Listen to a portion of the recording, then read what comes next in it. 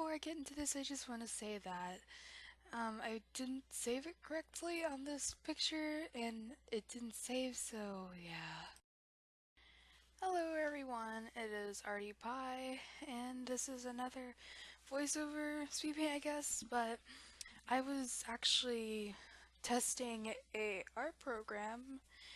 It's called Kurita? Kurita? I don't know. Kurita? Krita, I think. I don't know. But I've been hearing a bunch of mixed opinions about this art program, and I was just going to see how it is. So I decided to download it, and I drew a picture of Sanhua. If you haven't read the manhwa, it's the manhwas he is from is called The Baker on the First Floor, I'm pretty sure. And if you don't know what manhwa is, it's basically Korean manga, and it's like colored. So like I don't know, it's a little bit better to me. And there's a little reference picture of him. I will put a link below for the manhwa, and I will also put a link for this art program in the below. So yeah, and I just kind of wanted to give my opinion on this program and tell you what I think of it. So I honestly really think this is a good program that many artists could use this as a really good program. I honestly think this is a really good alternative to like SAI or something. It's free and it's a pretty high quality program. Um, if you're not used to big layouts, I guess I wouldn't suggest this, but if you are looking for something more simple, either get SAI, the free version, or get Fire Alpaca or Metabang, because those are more simple layouts and it's not really overwhelming and it's not filled with like ridiculous amount of brushes like in Krita. Because with Krita, it has so many preset brushes. It took me a while to find a good eraser and a line art tool. But I actually found a marker tool, which is what I honestly prefer to use. It's a more square tool, I guess, and I really prefer to use more square tools than round tools. I don't know why, it's just a personal preference. And I guess the layout was a little bit overwhelming to me, and like it's kind of awkward to use, but it's still a really good program. I've heard a lot of people they don't like it, but I personally like this and I can see myself using it again. And yeah. And I mean, it's not the most simplistic, but it's also like not I guess it is pretty complicated. Well, you have to like get used to it in order to like really use it well and be used to it. And I honestly downloaded this probably about an hour ago because I was just like really bored. And I was like, you know what? I want to see how many free art programs they are because I don't know. I just felt bored. And I I I guess there's a few setbacks to this. Like I'm used to using the bucket tool to color things in, and that's personally one of my favorite tools for coloring. So I had to go in and color it under the layer itself, which was kind of interesting, and I don't know. It's just something that I'm not used to.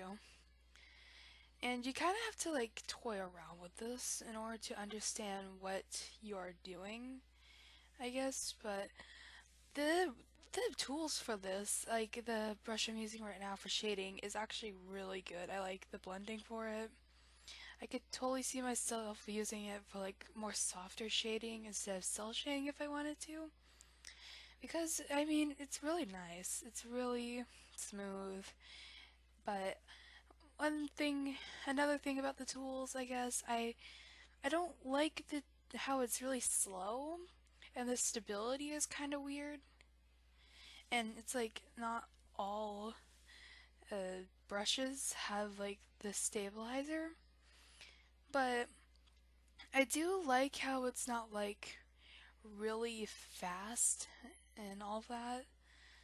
And I don't know, it's just kind of more simple to me, and it's not that hard and such. I gotta say is I just really like the stabilizer on it. It's not like really uncontrollable, which I'm used to having like really high like correction or stability, and I normally keep mine at 10, which is still way too low for me, but this one is actually really nice. I like it. It's like not too high, but not too low. It's pretty good. And I don't know. I don't have much to say about this, but it's just a really nice program in general. I just kind of wish they had more keyboard like keyboard shortcuts because it's very limited to that, but at least they have Control Z and spacebar and then Control plus and Control minus. But I wish they had Alt and Control Y for like redoing on Control Y, and then Alt for selecting colors, because I don't like having to go to the toolbar in order to like grab the selection color tool, because I guess it's just kind of less convenient to me. But other than all, it could use a little bit of like fixes, like more stabilizer, maybe a little bit less brushes, or I don't know. It was kind of overwhelming, and also I felt like like my hands were really tense while using it. It was probably because I'm not used to it, and I don't know.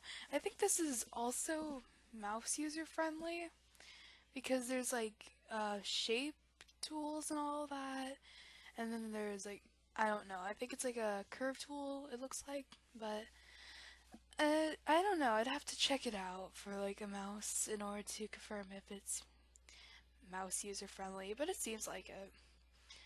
I think really anyone could use this if you took enough time to like I don't know, just if you had enough time to like see how the layout is, see what tool does what. I think you could really get the hang of it. And I've seen a lot of people use this.